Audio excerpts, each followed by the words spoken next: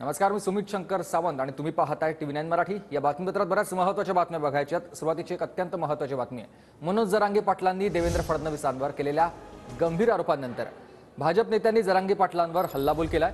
जरांगेंच्या बोलण्यातून तुतारीचा आवाज येतोय अशी टीका नितेश राणे आणि रावसाहेब दानवेंनी केली आहे। दरम्यान जरांगेंचा बोलवता धणी कोण हे देखील महाराष्ट्राच्या समोर आल्याचं म्हणत प्रसाद लाड यांनी शरद पवारांवर टीका केली आहे।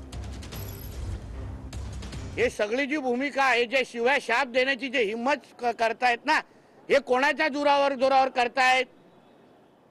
आता सगळे त्यांचे जुने सहकारी बोलतायत की हे पवार साहेबांच्या अतिशय जवळचे आहेत। मग ही तुतारीचे आवाज बाहेर येत आहे का? तोंडातून तुतारी वाजवण्याचं काम होत आहे का? या सगळ्याची भूमिका कधी ना कधीतरी स्पष्ट झाला पाहिजे। मराठा समाजाबरोबर आमचं महायुतीचं सरकार आहे, ओबीसी समाजाबरोबर आहे, धनगर समाजाबरोबर आहे, हिंदू समाजातल्या प्रत्येक जातीबरोबर आमचं महायुतीचं सरकार आहे। जरंगे जे बोलतात तर जरंगे सोडा, पण जरंगेला कोण बोलायला लावतं याचा शोध घेणं गरजेचं आहे।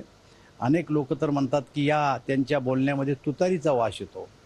कदाचित तुतारीवाल्याचा हा पहिला आवाज असेल की एखाद्या व्यक्तीला टार्गेट करून त्याला बोलणं, मला असं वाटतं महाराष्ट्राच्या दृष्टीने चुकीचं आहे। महाराष्ट्र हे एक सुसंस्कृत राज्य आहे आणि अशा राज्यात कोणा एका माणसाला टार्गेट करून अशा प्रकारचं वक्तव्य करणं चुकीचं आहे। ज्या पद्धतीमध्ये महाराष्ट्राच्या राजकारणात तुतारी वाजवण्याचं काम शरद पवारांनी केलं, तीच तुतारी निशाणी मिळाल्यानंतर आता जरांगे पाटलांना या पद्धतीमध्ये बोलवता धनी कोण आहे जनतेसमोर आलं।